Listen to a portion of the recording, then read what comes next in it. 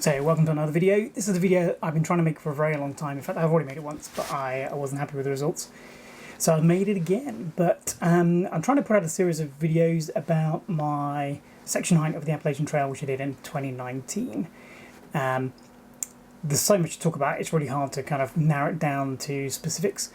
So what I'm trying to do in this video is talk about the things that I learnt and things you may want to think about before you actually leave or before you start really planning a significant trip.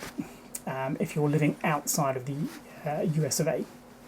So, for example, I live in Europe, and so it's not trivial to get to the Appalachian Trail. There are lots of logistics involved, lots of paperwork involved, lots of planning involved. So this is just a few kind of hints and tips about what I found was easy, what I found was difficult. The first thing is to do the planning, and it's so much easier to plan for one or two people than it is to plan for a group. When I originally planned to do a section hike of the AT, it was meant to be a group of 4 people going and doing a section hike.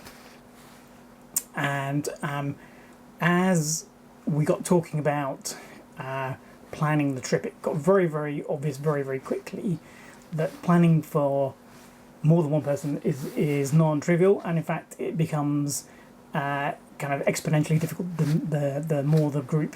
Okay, so it was very difficult to even decide a leaving date amongst 4 people, let alone where we were going to go. And this was because, you know, they have their own commitments, they have their own family lives, they have their own work schedules, so it's very hard to pin people down and give them a fixed date or even decide how long we were going to go away for. So eventually I decided was that it was easier if I planned for me, and the one other person that was coming with me basically just accepted everything that I had planned, and that requires a lot of trust in me. So if you're going to be doing this for other people, then you need to make sure that you know, you're experienced enough to plan this type of trip and that you have thought about as many different angles as possible. But essentially planning for more than 2 people is very, very difficult unless you're very, very strict with the rules before you start. So that's tip number 1. Once you've got a trip together, whether you're going by yourself or with other people, where do you go? The Appalachian Trail is very long. There are many, many section hikes you can choose to do. You've got to decide, well, first of all, you need to decide whether you're going northbound or southbound. There's lots of arguments for both. Historically, the majority of people go northbound. A few people go southbound. The time of year that you leave will make a big difference to whether you're going north or southbound. But I think you need to decide on the section first. Choosing a section is difficult. It's all interesting. You know, there's no bits which are essentially boring. So one of the things you need to consider is getting on and off the trail. So, for example, there are sections where it isn't possible to get on and off the trail for multiple days. I think the longest stretch is 7 days of typical walking. So, you know, if you can only walk for 3 days, then that section is just off limits to you. So you need to think about those things, about getting to the trailheads, getting away from the trailheads. That involves either hiking, hitchhiking, which is certainly doable. We did that a couple of times. But, you know, if you're traveling from abroad and you want to make things more certain, you're probably going to book something. And there's plenty of people who offer lifts to and from the trail. Usually for money, but not always. In terms of other things you need to think about is, you know, are you going because you want to see a particular view? Are you going to go to a particular part of America because you want to do something else in that part of America? Are you looking for a particular type of terrain? It's all hilly, full of woods. But do you want rocky ground? Do you want even ground? You know, do you want high altitude? Do you want low altitude? So all those things make planning which bit to go on more difficult, but also help you choose which ones to go on. And if you want to go something like trail days, then you have to be in Damascus in May, so or around May. So you know, you need to think about which section you're going to be doing, and that is not so easy because it was non-trivial for the 4 of us to agree on a section. We had actually agreed to start at the beginning. It just seemed like a logical place. So we did start at the southern terminus of the Appalachian Trail. In the end, not all of us ended up going, and we didn't change our plan because we already booked flights, etc. But choosing which section to hike is quite tricky. You need to think about, as those things like, is there a particular view you want to go and see? Is there a particular part of America, a particular state you want to be in? The next thing that I learned when trying to plan a trip from outside America is that planning to the day level is pretty futile. Now, I kind of knew that already, but if you're coming from abroad, then you're going to have a finite arrival date and a finite leaving date, because that's when your flights are booked. So you have to work around those. There's no kind of other way around that. So those two things are fixed. You then need to get to and from the trail. Okay. You need to think about, well, what happens if I have an injury and I can't walk as many miles in one day? So you do need to build in some slack as well. Being an ex-scout leader, I like to plan. I'm also aware that the plans never quite succeed, and that's okay. That's okay to have a plan, but not necessarily follow it.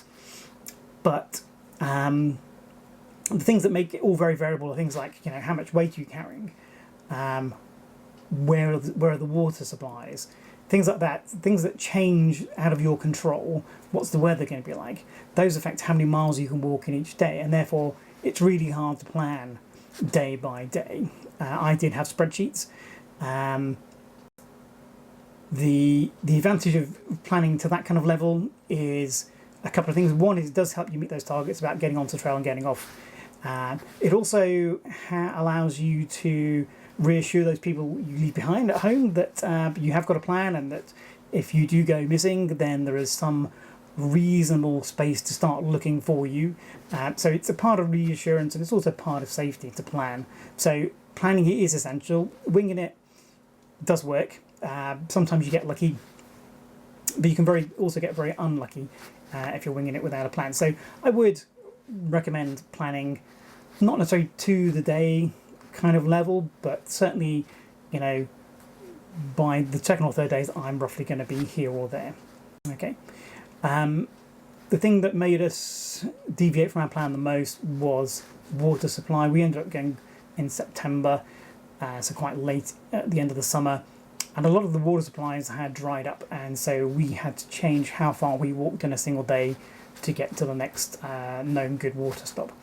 So things like that. Getting to mountain crossings before they stop serving pizza as well is very important. So you can plan, and you should plan, but don't worry if you don't plan, it doesn't go exact. It is very hard to be day specific, I think. Related to that is your arrival in America. So for most international travel, you need a visa or some kind of exemption from getting a visa. For the United States of America, there's about 40 countries that qualify for what's called an ESTA, which is an electronic system for travel authorization. It's basically a type of visa waiver, but it's still a process you have to go through so that they can identify who you are. It's faster and cheaper than getting a visa. Okay, if you're in one of the other countries that's not on the ESTA plan, then you will have to get a visa. That's that. That's more expensive, more time-consuming, so you will have to plan for those things. But getting the ESTA wasn't actually as totally straightforward as I was expecting it to be. It's relatively cheap. At the time I booked mine, it was $14. It's not expensive. That's not something that's going to put you off going. I did try and get my ESTA nice and early, and I think that was kind of the mistake I made, because what I hadn't done at that point, although I booked my flights, I hadn't booked my first night's accommodation. And one of the questions on the ESTA form is, where are you staying when you arrive in America? And if you're going on the trail, that's really hard to say, I'm going to be everywhere. I'm going to be in a tent in the forest. So the ESTA, because it's kind of a bit more prescriptive, they wanted an address of somewhere. So we hadn't booked our first night's accommodation. In the end, we ended up staying at a hotel in Atlanta. And once I'd had that information, the ESTA came through very quickly, but it did delay my ESTA. And you may find that there are other details that you may need when you're filling out the ESTA, and the process may have changed obviously since 2019 as well. So just be aware that ESTAs, even though you'll have a visa waiver, it's not a straightforward process necessarily. The final thing, and this is going to appear in pretty much all the videos, is don't pack too much stuff. So it is very, very hard to judge if you've not done it before. If you've not done a section hike in another country, then it's very hard to judge how much stuff you need to take, how much water carrying capacity you need. You can work out food. You know what kind of sort of clothes you would normally wear in your own climate, but what kind of clothes do you need in a different climate? Is it going to be warmer? Is it going to be colder? Is it going to be more variable? Is it going to be less predictable than the weather from where you're flying from? So it's very hard to actually plan the very, very specific things. And if you're doing a section hike, it's slightly different from doing a through hike as well. And through hike, you use up equipment and you wear it out and you can buy more as you go. But on a section hike, you may be in a section where it isn't easy to purchase equipment if you've got it wrong when you get there. So you do need to think quite hard about packing, and it's very, very easy to overpack because of that. So for example, I did lots of practice hikes in the UK here before I left, and I bought as much lightweight equipment as I could afford. Obviously budgets vary and I couldn't buy everything I wanted to buy that was lightweight, so not all of my equipment was very light, but parts of it were. So with 4 days food and a day and a half of water and all my equipment, my pack came to about 15 kilos. That's quite a lot to be carrying around. It's not heavy, but it's not ultra light. I think that having been once, if I went back again, I'd be able to pack much more efficiently. I could definitely get it down to say 13 kilos easily. With some extra budget for kit, I could probably get it down to closer to 10.